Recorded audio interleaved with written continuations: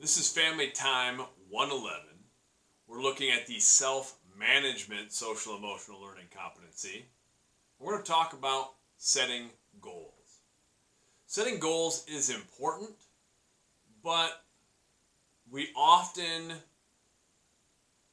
don't have an approach that is effective for us individually when we set goals.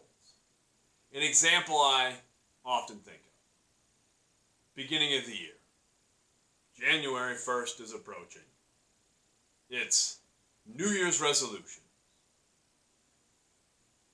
A common New Year's resolution, especially people my age or older, is I'm going to get in shape.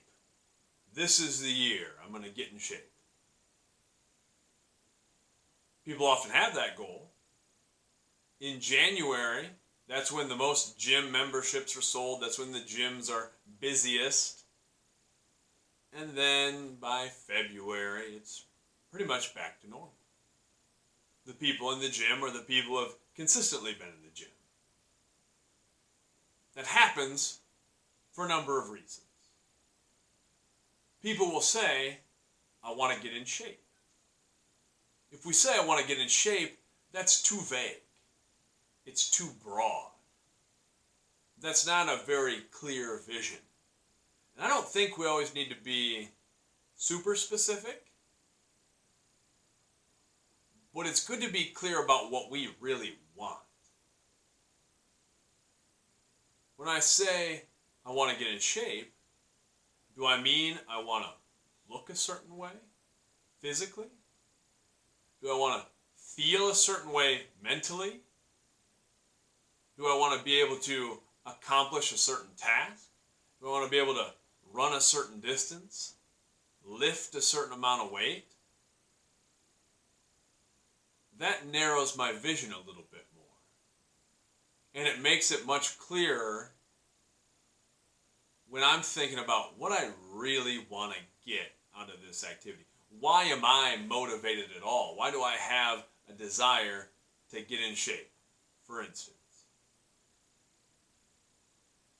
The other end of that, we sometimes dive in with both feet and we're not quite ready for the consequences.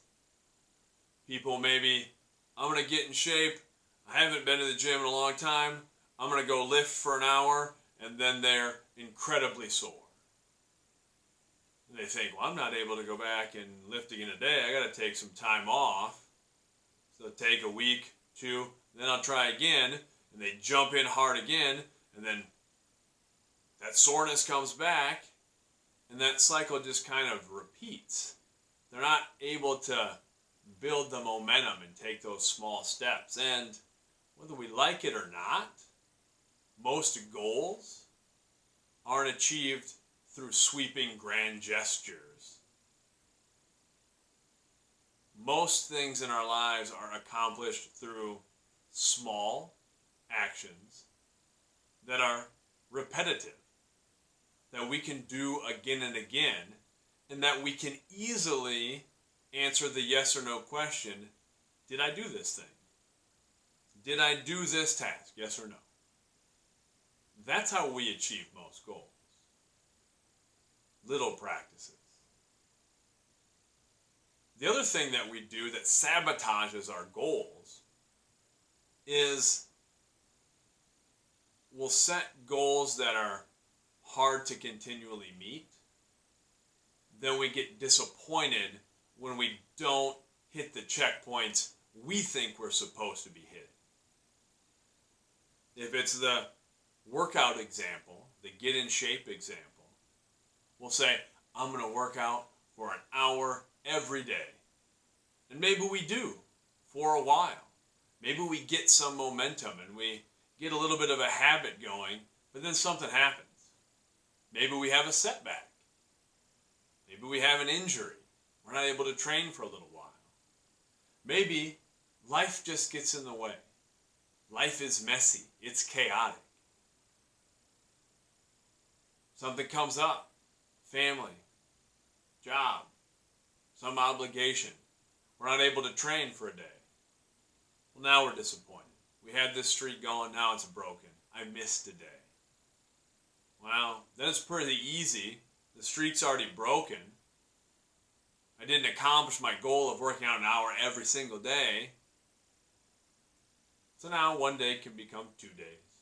2 days can become 3 days. 3 days can become 3 months. 3 months can become 3 years. And that's what happens. It's better if we can pick an area of focus. That's what I'm going to have my students do. We're talking about setting goals. And we can narrow down some specific goals under these areas of focus we're going to establish. That's what's really important is we pick the things in our lives that are meaningful to us, where we actually want to experience growth.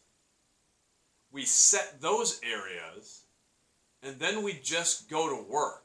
And it doesn't need to be perfect. It can be messy. It can be chaotic. We can miss a day. But that's the course. And we're going to keep traveling it no matter how rocky the road gets. I'll do this. I do this all the time. I have typically a yellow legal pad on a desk next to my bed. And I generally revisit it about once a month. Usually at the start of a month, I'll kind of remark some things down. I'll do or revisit it like the end of a calendar year or something like that too. But I'm making constant course corrections along the way. So this is actually the start of September. I don't know how well that shows up on camera. But I write down areas of focus. A lot of times they don't change very much. My areas of focus I have written down right now are family, self, school, football, and then art and media as one category. And they're pretty simple things. First priority is family. Right underneath that I have kids. Mickey and Claire, my kids. That's priority number one. To get the most out of the time that we have together. To make that an enjoyable and meaningful time together. To make sure that I'm doing things that fuel their aspirations and their goals. That's number one. Next, I have self. And under self, I put basically things that take care of my physical and mental health.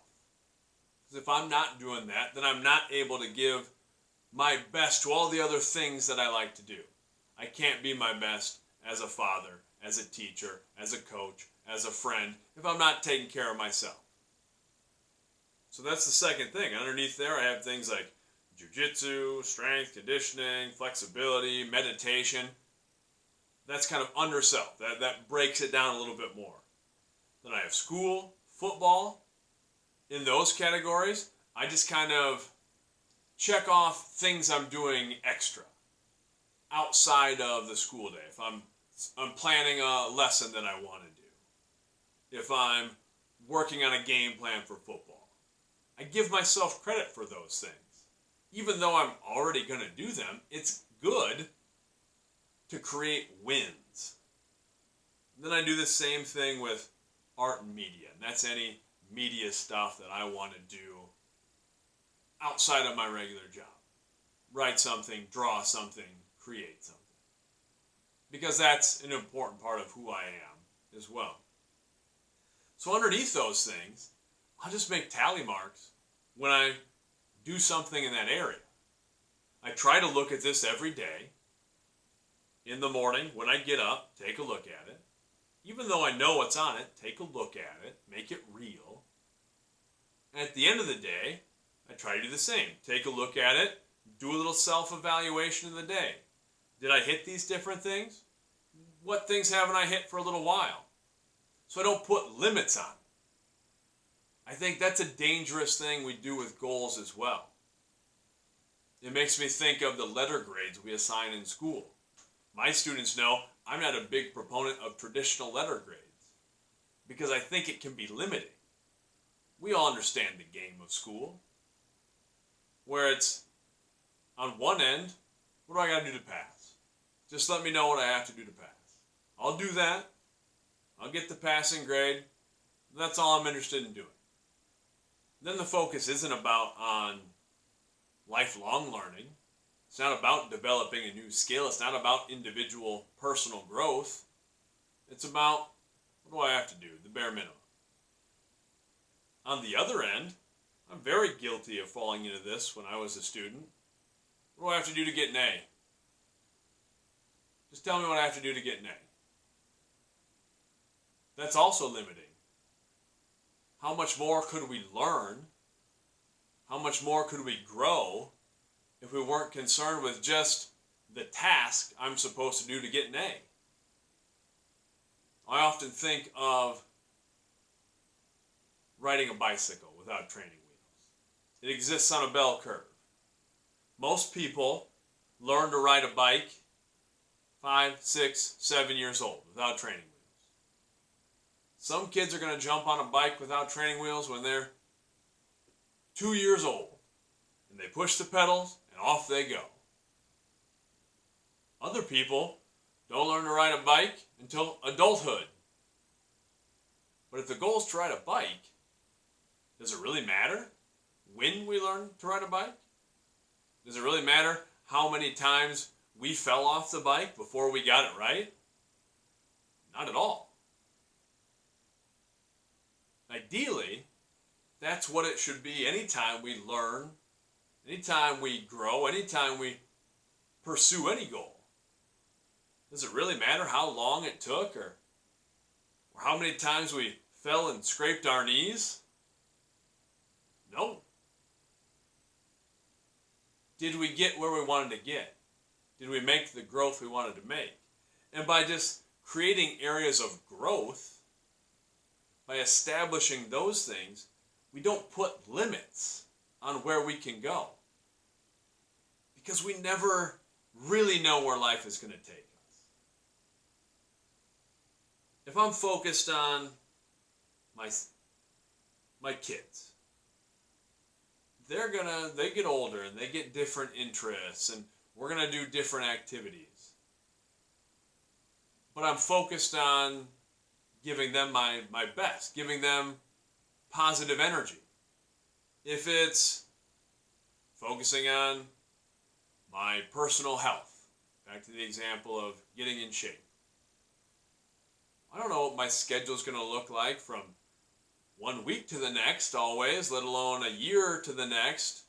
So I can create habits that change, that adapt to my age and that adapt to my current status in life and everything we've got going on. But if that's an area of focus, I'm always going to find a way to do something. And that's the advice I give to people. People often talk to me, like as a strength and conditioning coach. I'll have adults talk to me about, well, what do I do to get back in shape? I haven't exercised in a while. And my advice is always very simple. One, start with something that is incredibly simple, that is incredibly small, that you can easily do. Make it so easy that it seems pointless, because that's the point. So I'll tell them, hold a plank pose for 30 seconds while you're watching TV. If you're not able to do a plank for 30 seconds, hold a plank pose for 10 seconds while you're watching TV at night. Start with that. Make that exercise workout number one. I held a plank for 10 seconds while I watched the Netflix series I was already going to watch. Is that going to get you in shape? Absolutely not. But that's the point. It's so easy to do, it seems silly to not do it. But it's a win instead of a loss. Say I'm going to work out an hour every day, and then you miss a day, that creates a loss. We want to create wins. And it's measurable by that simple component. That's the other thing I tell people. Make it a yes or no activity. Did I do my plank? Yes or no? No? Then at the end of the day before you go to bed, 10 seconds, hold your plank. Now it's yes. Now you finished the day on a win. If you do that enough days in a row, not only is that going to be so easy, you're going to build a little momentum with these wins. You're going to want to do more. And then you start adding things in. I held a plank for 30 seconds. Then I did some push-ups. Do that for a while. And then I added some body weight squats. Whatever it is, but give yourself some wins. So by doing something like this, identifying an area of focus, then we can just check mark. Did I do this? Yes. That's a win. And don't beat yourself up when you get a no. Ooh, look at my thing. Have I worked on some outside art stuff for a while? No.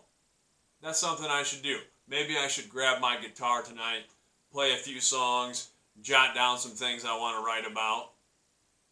It's not sitting down to write a book,